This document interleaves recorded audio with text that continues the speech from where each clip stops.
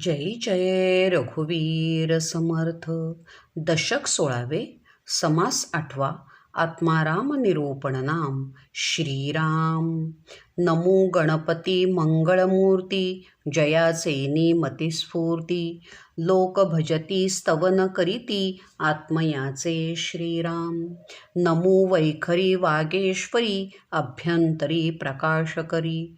नाना भरोवरी विवरी. नाना विद्या श्रीराम. सकळ जनांमध्ये नाम. राम नाम उत्तमोत्तम. श्रम जाऊनी विश्राम. चंद्रमौळी पावला श्रीराम. नामाचा महिमा थोर. रूप कैसे उत्तरोत्तर. परात्पर परमेश्वर. त्रैलोक्य धरता श्रीराम. आत्माराम चहूकडे. लोक वावडे जिकडे तिकडे. देह पडे मृत्य घडे. आत्मया विण श्रीराम. जीवात्मा शिवात्मा परमात्मा. जगदात्मा विश्वात्मा गुप्तात्मा. आत्मा अंतरात्मा सूक्ष्मात्मा. देवदानव मानवी श्रीराम.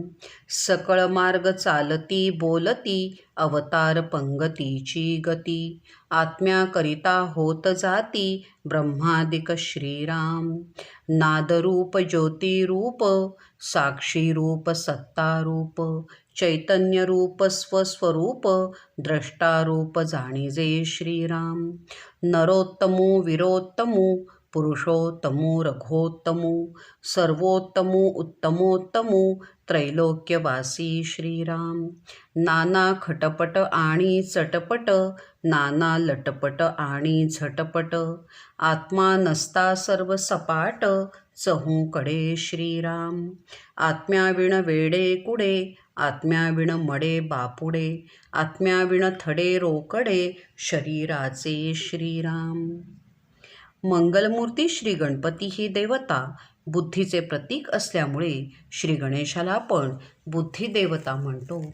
अशा श्री गणपतीला वंदन करून समर्थ श्रोत्यांना सांगू लागले की, श्रोते हो, महत्त्वाची गोष्ट तुम्ही प्रथम समजून घ्या. श्री गणेशाची आपण जे अंतःकरणपूर्वक पूजा करतो त्याचे कारण काय, तर ही केवळ बुद्धिदेवता नाही, तर विश्ववंद्य श्री गणेशामुळे आपल्या प्रत्येकाच्या बुद्धीमध्ये स्फूर्ती निर्माण होते. ह्या प्रेरणेमुळे आपण सर्वजण भगवंताचे भजन करतो. या ब्रह्मांडव्यापी अंतरात्म्याची पूजा करतो. ही बुद्धी देणारी श्री गणेशाची म्हणून मी पूजा बांधली आहे. त्या बुद्धिदेवतेला मी नमस्कार करतो. श्रोते हो, एक गोष्ट तुम्ही समजून घ्या की केवळ बुद्धीने आत्म्याविषयी आपण बोलत राहतो, परंतु श्री गणेशाच्या कृपेने बुद्धीमध्ये स्फूर्ती प्रज्ञा प्रवेश करते आणि त्यामुळे आपण आत्मा प्रत्यक्ष जाणायला लागतो. त्याच्या साक्षीने मग त्या क्षणापासून जगायला लागतो. हे सारे वैभव केवळ बुद्धिदेवता श्री गणेशाच्या कृपेने घडते. म्हणून विश्ववंदनीय गणेशाला मी साष्टांग नमस्कार घालतो आहे. वाग्देवता श्री शारदा माता, तिला मी नमस्कार करतो. आपल्या सर्वांच्या ह्या अंतःकरणात बुद्धीचा लख्ख प्रकाश तिच्यामुळे पडतो. ह्या वाणीदेवतेमुळे सर्व विद्या आणि कला यांचे ज्ञान आपल्याला प्राप्त होते. वाग्देवता श्री शारदा सरस्वती, तिला मी आता नमस्कार करतो. श्रोते हो, एक गोष्ट कायमसाठी लक्षात ठेवा की ह्या विश्वामध्ये रामनाम सर्वोत्तम आहे. तुम्हाला हे ठाऊकच आहे की विषप्राशन केलेल्या श्री शंकराचा त्रास केवळ रामनामामुळे कमी झाला. रामनामाने श्री शंकराला विश्रांती मिळाली. ही नामाची पुण्याई एकदा का आपल्याला लाभली की आपले आयुष्य पार बदलून जाते. अशा ह्या रामनामाचा महिमा विलक्षण आहे. ह्या नामामुळे भगवंताची प्रचिती येते. निर्गुण निराकार परमेश्वर प्रत्यक्ष अनुभवता येतो, तो केवळ ह्या रामनामामुळे. हे तुम्ही जरा लक्षात घ्या. ह्या नामामुळे त्रैलोक्यव्यापी भगवंत आपला होऊन जातो. असा हा भगवंत आत्माराम सर्वत्र भरलेला आहे. संपूर्ण ब्रह्मांड त्याने व्यापलेले आहे. त्याच्याच अस्तित्वाने विश्वाचा सर्व व्यवहार चालतो. लोक इकडे तिकडे वावरत असतात, त्यांच्याबरोबर तो वावरत असतो. आत्मा जेव्हा आपल्यापासून दूर जातो तेव्हा देह खाली पडतो. माणसाला मृत्यू येतो. अशा ह्या आत्म्याला अनेक नावे आहेत. जीवात्मा, शिवात्मा, परमात्मा, जगदात्मा, विश्वात्मा, गुप्तात्मा, आत्मा, अंतरात्मा, सूक्ष्मात्मा. ह्या नावाने देव, दानव आणि मानव ह्या सर्वांमध्ये तो अंतरात्मा ओळखला जातो. या सर्वांचे चालणे, बोलणे, सर्व प्रकारचे व्यवहार हा अंतरात्माच घडवून आणतो. ब्रह्मादिक देव आजपर्यंत अवतारांमधून प्रकट झाले आणि पुन्हा निघून गेले. नादरूप, ज्योतिरूप, साक्षीरूप, सत्तारूप, चैतन्यरूप, स्वस्वरूप, द्रष्टारूप, नरोत्तम, वीरोत्तम, पुरुषोत्तम, रघुत्तम, सर्वोत्तम, उत्तमोत्तम, त्रैलोक्यवासी ही सर्व एका अंतरात्म्याचीच रूपे आहेत. ह्या विश्वात सतत घडणाऱ्या सर्व प्रकारच्या घटना, मानवी जीवनातील सर्व प्रकारच्या खटपटी, झटापटी हे सर्व अंतरात्म्यामुळेच घडत असते. हा आत्मा नसेल तर सर्व काही सपाट होईल, म्हणजे शून्यवत, निष्प्राण होईल. त्या शरीराला काही अर्थ राहणार नाही. हे शरीर म्हणजे एक निष्प्राण मढे होईल, जणू ते एक थडगे वाटू लागेल. आत्मज्ञानी समजे मनी, पाहे जनी आत्मया लागुनी. भुवनी अथवा त्रिभुवनी, आत्म्या विणे वोस श्रीराम. परमसुंदर आणि चतुर, जाणे सकळ सारासार. आत्म्याविण अंधकार, उभय लोकी श्रीराम. सर्वांगी सिद्ध सावध, नाना भेद नाना वेध. नाना खेद आणि आनंद, तेणेची करिता श्रीराम. रंक अथवा ब्रह्मादिक, एकची चालवी अनेक. पाहावा नित्यानित्य विवेक, कोणी एके श्रीराम. ज्याचे घरी पद्मिनी नारी, आत्मा तवरी आवडी धरी. आत्मा गेल्या शरीरी, तेज कैंचे श्रीराम. आत्मा दिसे नाना भासेना, बाह्याकारे अनुमानेना. नाना मनाच्या कल्पना, आत्मयाचेनी श्रीराम. आत्मा शरीरी वास्तव्य करी, अवघे ब्रह्मांड विवरी भरी. वासना भावना परोपरी, किती म्हणोनी सांगाव्या श्रीराम. मनाच्या अनंत वृत्ती, अनंत कल्पना धरिती. अंतर प्राणी सांगो किती, अंतर त्यांचे श्रीराम. श्रोते हो, जो आत्मज्ञानी असतो त्याला अंतरात्म्याची पूर्ण जाणीव झालेली असते. आत्मा सर्व जीवांमध्ये नांदतो आहे याची अनुभूती त्याने घेतलेली असते. त्यामुळे आत्मज्ञानी पुरुष मनामध्ये त्याची खात्री बाळगून असतो. प्रत्येक जीवात अंतरात्मा वावरतो आहे. हे संपूर्ण विश्व, हे ब्रह्मांड एका अंतरात्म्याशिवाय ओस आहे ह्याची प्रचिती त्याने घेतलेली असते. आत्मा हाच या विश्वाचे चैतन्य रूप आहे. हा जो अंतरात्मा आहे तो परमसुंदर आणि चतुर आहे. तो सारासार विचार करतो. तो जिथे नाही तिथे फक्त अंधारच असतो. याचा एक अर्थ असा की एखादी व्यक्ती सुंदर, रूपवान, सारासार विचार करणारी असेल तर त्रैलोक्यात नाव गाजवते. परंतु हे सर्व असून जर अंतरात्मा तिथे नांदत नसेल तर मृत्यूलोकात काय किंवा स्वर्गलोकात काय, तो देह अंधारातच खितपत पडतो. अंतरात्मा हा अतिशय सावध असतो, नाना भेद जाणतो. अंतरात्म्यामुळेच देह सुखदुःख भोगत राहतो. ब्रह्मदेवापासून रंकापर्यंत हा अंतरात्मा सर्वांना चालवत असतो. हे समजण्यासाठी नित्यानित्य विवेक बाळगावा लागतो. एखाद्याची पत्नी पद्मिनीसारखी सुंदर जरी असली तरी हे कुठपर्यंत? तर जोपर्यंत तिच्या शरीरात अंतरात्मा वावरता आहे तोपर्यंतच त्या पतीचे तिच्यावर प्रेम असते. परंतु एकदा का अंतरात्मा निघून गेला की शरीरात तेज कुठून राहणार?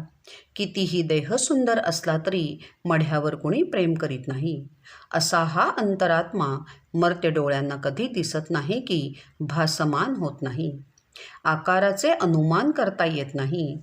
त्यामुळेच मन त्याच्या संबंधी नाना प्रकारच्या फक्त कल्पना करते. आत्मा प्रत्येक देहात वास्तव्य करतो. संपूर्ण ब्रह्मांड भरून राहिला आहे. तोच वासना आणि भावना प्रगट करतो. मनाच्या अनंत वृत्ती, अनंत कल्पना उठत असतात. अनंत प्राणी त्या प्रकट करतात. प्रत्येकाचे वर्णन करणे अशक्य आहे. अनंत राजकारणे धरणे, कुबुद्धी सुबुद्धी विकरणे, कळो नेदणे चुकवणे, प्राणीमात्रांसी श्रीराम. एकास एक जपती टपती, एकास एक खपती लपती, शत्रुपणाची स्थिती गती, चहूकडे श्रीराम. पृथ्वी मध्ये परोपरी, एकास एक सिंतरी हारी, कितेक भक्त परोपरी, परोपकार करीती श्रीराम. एक आत्मा अनंत भेद, देह परत्वे घेती स्वाद, आत्मा ठाईंचा अभेद, भेदही धरी श्रीराम. पुरुषास स्त्री पाहिजे, स्त्रीस पुरुष पाहिजे, नवरीस नवरी पाहिजे, हे तो घडेना श्रीराम. पुरुषाचा जीव स्त्रियांची जीवी, ऐसी नाही उठा ठेवी, विषय सुखाची गोवी, तेथे भेद आहे श्रीराम. ज्या प्राण्यास जो आहार, तेथेंची होती तत्पर, पशुचे आहारी नर, अनादरे वर्तती श्रीराम. हा अंतरात्माच तऱ्हेतऱ्हेची राजकारणामधली खेळी करतो. चांगले अथवा वाईट विचार यामधला फरक तोच जाणतो. आपल्या मनात काय खतखते आहे हे दुसऱ्यापासून तोच लपवून ठेवतो.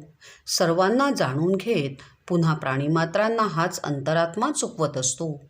एक एकाला जपतो, एक एकाला ठोकतो, एक एकासाठी खपतो, तो लपतो. शत्रुत्वसुद्धा तोच करतो. सर्वत्र तोच पसरलेला आहे. ह्या जगात कोण कोणाला तरी फसवत असतो. कोण कोणाचा तरी भक्त होत असतो. कोणी कोणावर तरी उपकारांची उतरंड रचत असतो. वास्तविक अंतरात्मा सर्वत्र एकच आहे, परंतु तो अनंत भेद करत असतो. प्रत्येक देहागणित स्वाद वेगळा, भोग वेगळा. म्हणजे अंतरात्मा एकच असला तरी तो देहाप्रमाणे भेद प्रगट करतो. पुरुषाला स्त्री हवी, स्त्रीला पुरुष हवा, नवरीला नवरीच हवी, हे तर कधी घडत नाही. पुरुषांचा जीव आणि स्त्रियांची जीवी असा काही भेद नसतो. केवळ विषयाचा उपभोग घेण्यासाठी हा भेद होतो इतकेच. ज्या प्राण्याचा जसा आहार तोच त्याला हवा असतो. प्राण्यांचा आहार माणूस कधीच स्वीकारत नाही. पशूंच्या आणि माणसांच्या आहारात भेद आहे. आहार भेद, देह भेद, गुप्त प्रगट उदंड भेद, तैसाची जाणावा आनंद, वेगळाला श्रीराम. सिंधू भूगर्भींची नीरे, त्या नीरांमधील शरीरे, आवरणोदकाची जळचरे, अत्यंत मोठी श्रीराम. सूक्ष्मदृष्टी आणिता मना, शरीराचा अंत लागेना, मग तो अंतरात्मा अनुमाना, कैसा येतो श्रीराम. देहात्मयोग शोधून पाहिला, तेणे काही अनुमानला, स्थूळ सूक्ष्माचा गलबला, गथा गोवी श्रीराम. गथा गोवी उगवाव्या कारणे, केली नाना निरूपणे, अंतरात्मा कृपाळूपणे, बहुता मुखे बोलिला श्रीराम. जसा प्रत्येकाचा आहार वेगळा, तसा प्रत्येकाचा देह वेगळा. थोडक्यात काय तर प्रगट आणि गुप्तभेद खूप आहेत. प्रत्येक प्राणीमात्राची आनंदाची दिशा वेगळी असते. समुद्राच्या पोटात पाणी आहे, पृथ्वीच्या पोटात सुद्धा पाणी आहे. त्या पाण्यात सुद्धा तऱ्हेतऱ्हेचे जीव नांदत असतात. ह्या पाण्याप्रमाणेच आवरणोदकात अतिशय मोठे मोठे जलचर आहेत. ह्यांचा सुद्धा आहार वेगळा, भोगाचा आनंद वेगळा. सूक्ष्मदृष्टीने या साऱ्याचा अनुभव घेतला की लक्षात येते की अनंत प्रकारची शरीरे या विश्वात नांदत आहेत. त्यांच्या थांगपत्ता लागत नाही. त्या प्रत्येक शरीरातला अंतरात्मा आपण कसा काय ओळखणार? त्या सर्वांचे संपूर्ण ज्ञान होणे खरोखरच कठीण आहे. देह आणि आत्मा यांच्या संगमापाशी आपण सृष्टी स्थिर केली तरच त्या त्या देहात नांदणाऱ्या अंतरात्म्याची थोडीशी कल्पना येते. स्थूळ आणि सूक्ष्माचा गोंधळ तर प्रचंड आहे. ही संपूर्ण गुंतागुंत खुलवण्यासाठी ही निरूपणे करावी लागतात. केवळ हा अंतरात्मा मुखातून बोलला म्हणून हे सांगितले इतकेच. इति श्री दासबोधे गुरुशिष्य संवादे आत्माराम निरूपण नाम समास 8वा. श्री सीताकांत स्मरण जय जय.